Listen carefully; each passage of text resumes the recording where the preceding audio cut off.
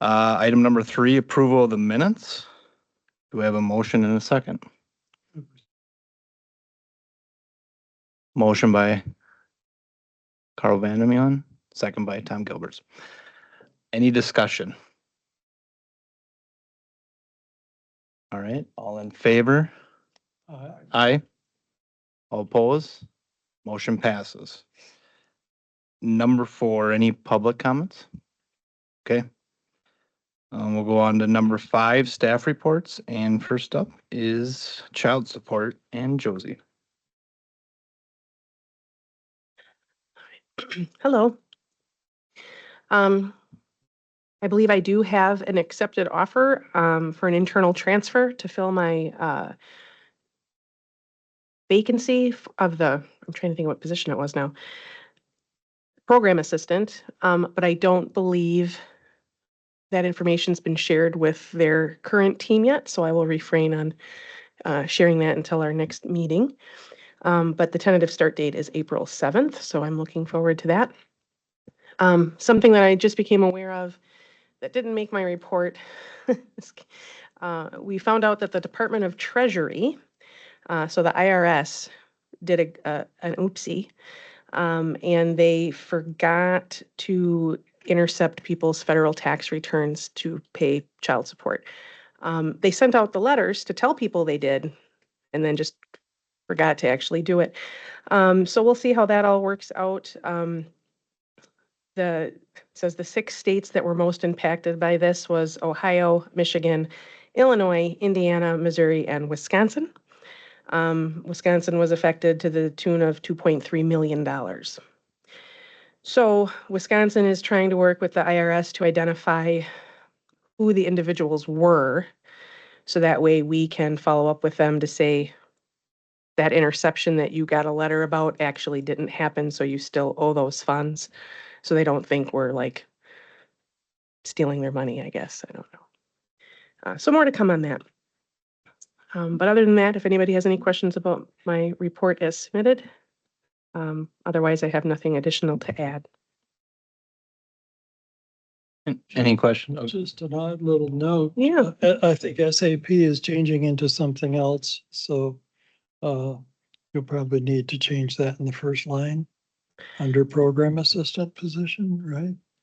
Yeah, so currently that vacant position would be putting the child support agency's invoices and revenues into SAP or whatever the new system will be when we have it.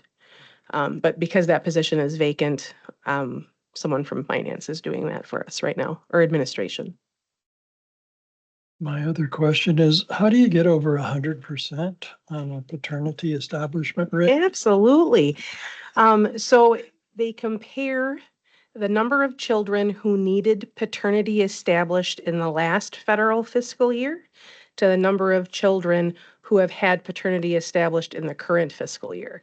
And so if I'm able to establish paternity for more kiddos in the current year than I did the last year, it kicks the percentage up over to 100%. The numerator exceeds the denominator, I guess. Okay, thank you, Josie. We'll move on to emergency management. Director Gillenbach.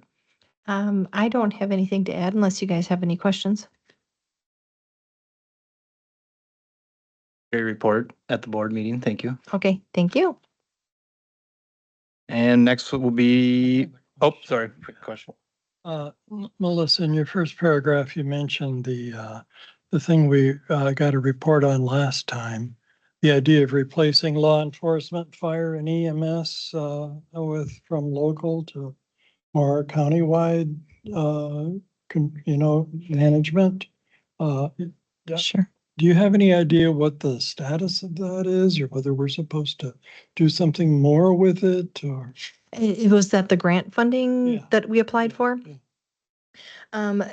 Yeah, so I mean, it was really a quick turnaround, and we were a little hesitant to apply for it just because we were not sure that we'd be able to gather all the information needed for that grant in such a short time.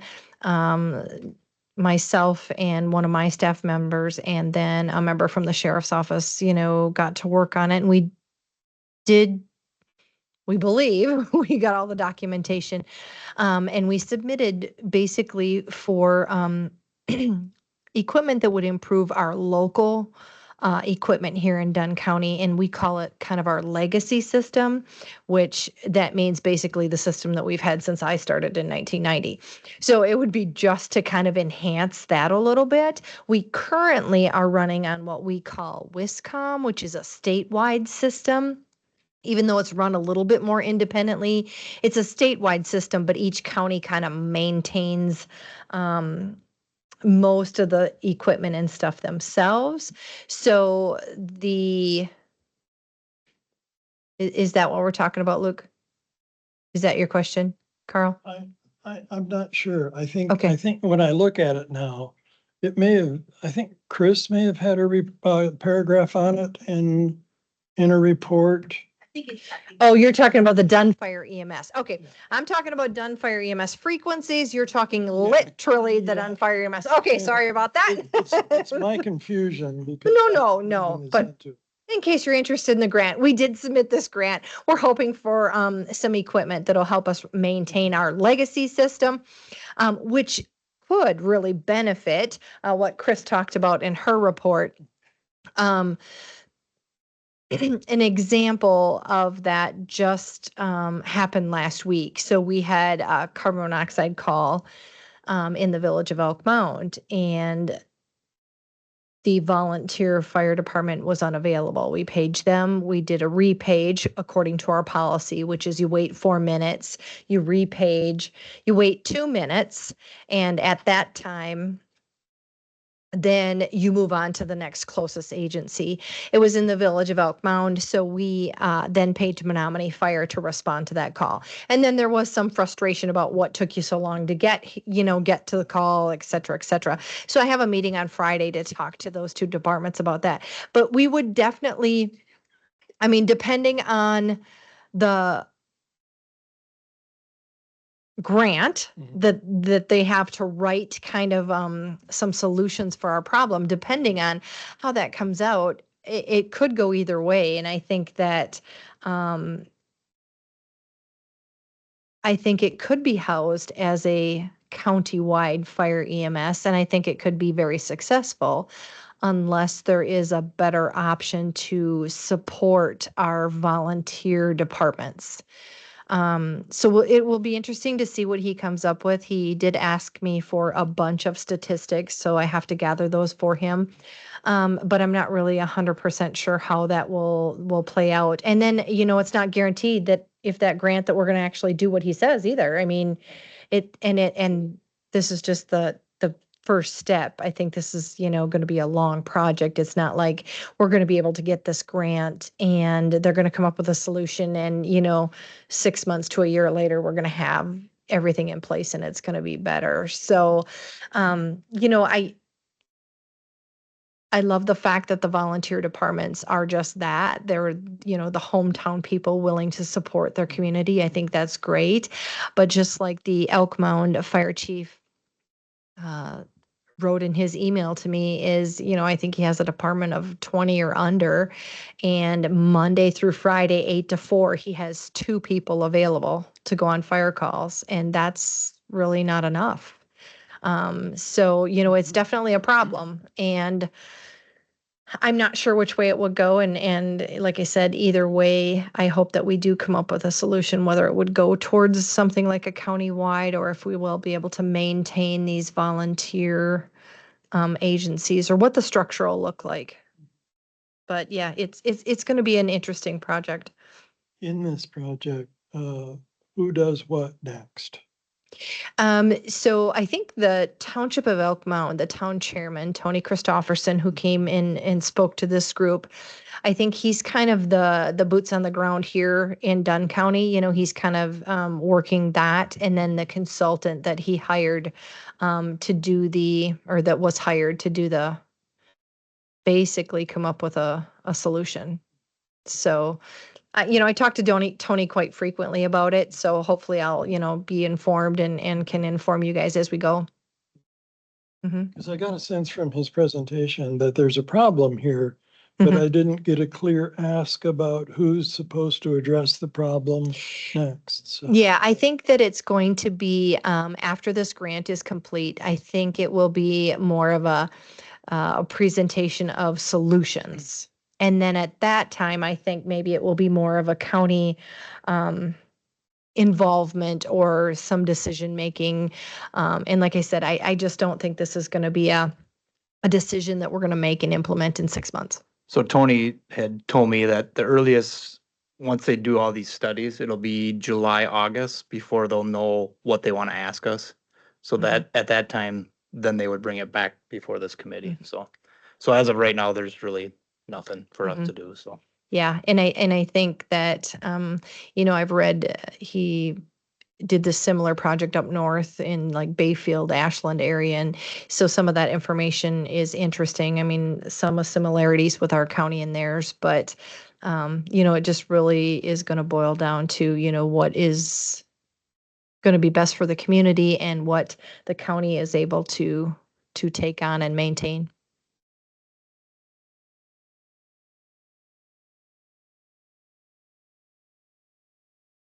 Well, since I started out telling you about equipment, that part, yes. One grant, yes, equipment. But this situation with Tony from the town of Elk Mound is more about personnel and availability. Yep, it's more about just the availability of those smaller volunteer departments. I mean, it also comes down to equipment and things like that. Their budget is only so big, and they spend a lot of money on equipment. So then they're trying to recover, I think, some of their costs by charging back to these townships or these villages that they have in their coverage areas. And I think that's where the concern came from Tony was, just for number's sake, their budget is, 150,000 at the town of Elk Mound, and they're spending 110,000 on fire and ambulance coverage. And so they don't have any wiggle room within the township. So I think that's how the conversation got started. Is that accurate, Chris? Yeah. Yeah, I think that's how the conversation got started, but it's also kind of uncovering another issue, and that is basically these volunteer fire EMS, they just don't have the personnel to cover. And so, then there needs to be wage increases, which then, it just all trickles down. So,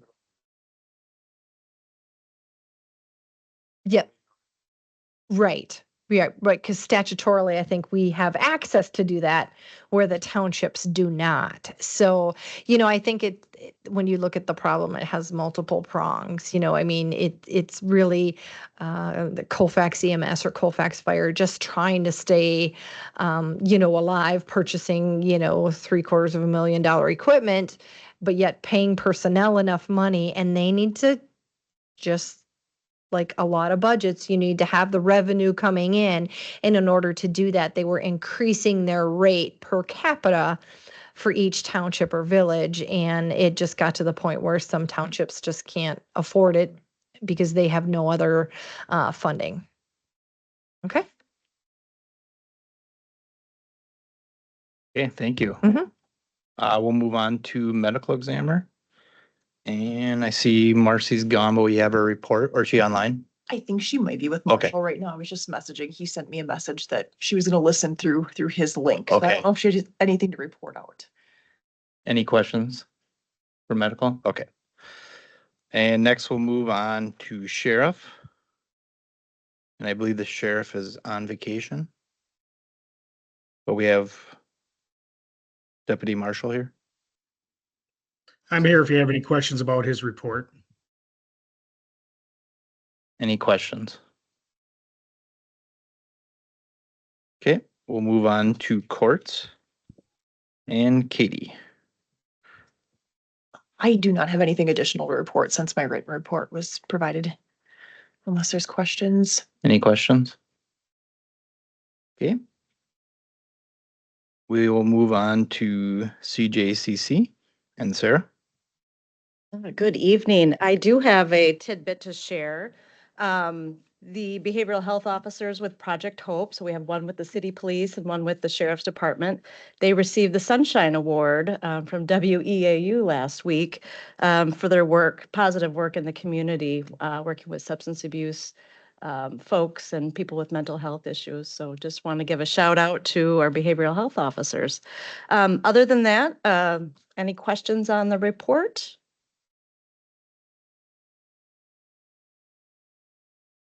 You mentioned DNA collection. I'm curious, from whom and for what? Yeah, so one of the laws in the state would be if somebody was convicted of a felony or misdemeanor, that they should have their DNA on file.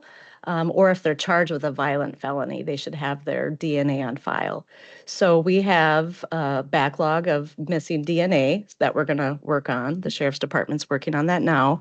But we're going to be mapping the process, the system, as far as who does what and how that process works, so we can identify any areas for improvement, really the flow of communication and the steps necessary, so we ensure that these folks get their DNA on file.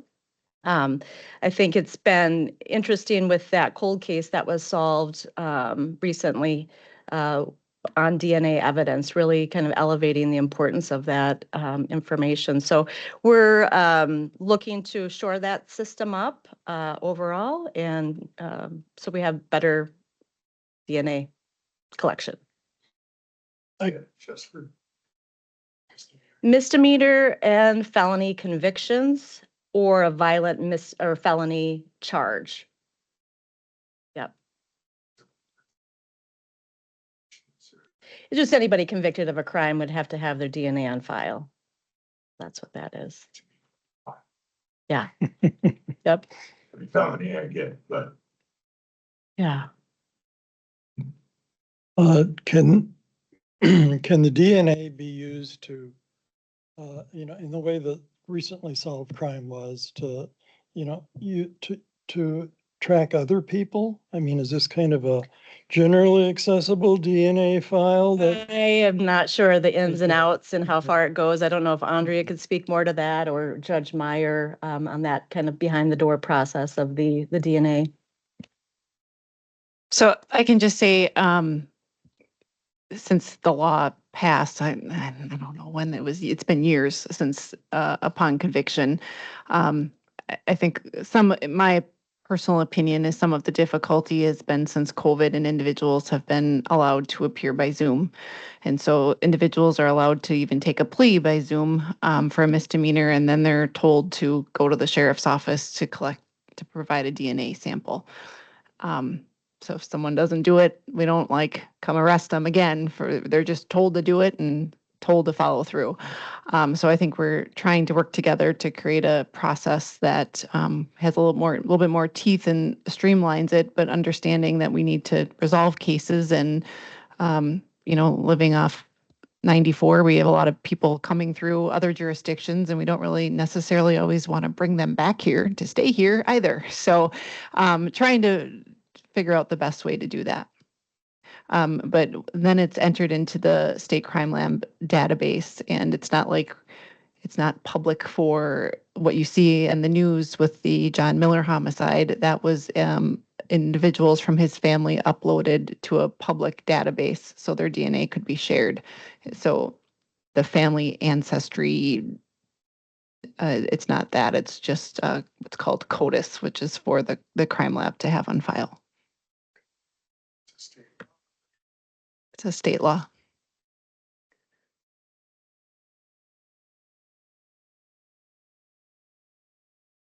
Can I add something? So we do DNA collection in the child support agency to prove paternity. And there are several people who are under the assumption that because they have provided their DNA because they were convicted of a felony, that I should have access to that, and I do not. We have to do our own collection for our own purpose. Thank you for that. Any other questions? Okay. Was Florida tough in February?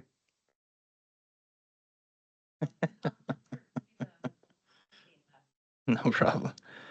All right, and last up, District Attorney. I don't have anything to add. Any questions for the district attorney? Okay, we'll move to item 6, items placed to the request of the chair, none. Item 7, consideration of actions to be taken by the Judicial and Law Committee, disposal of the current deputy sheriff hiring eligibility list. And I think we just have to agree on this, Katie? Yeah, I don't know, Marshall, did you want to explain that to the committee at all? Yes, basically our last list, we've exhausted of the 4 people that were hireable. 3 were hired. The 4th one was offered a position, but he was unable to leave where he's living right now. So we've run out of people to hire off this list, and we have them pending and actual openings right now that we need to fill. So until we get this list wiped, we cannot proceed with a new hiring list. Okay. We just, Normally they just agree without a motion, but Dan's shaking his head that they want, you want a motion? you want a motion?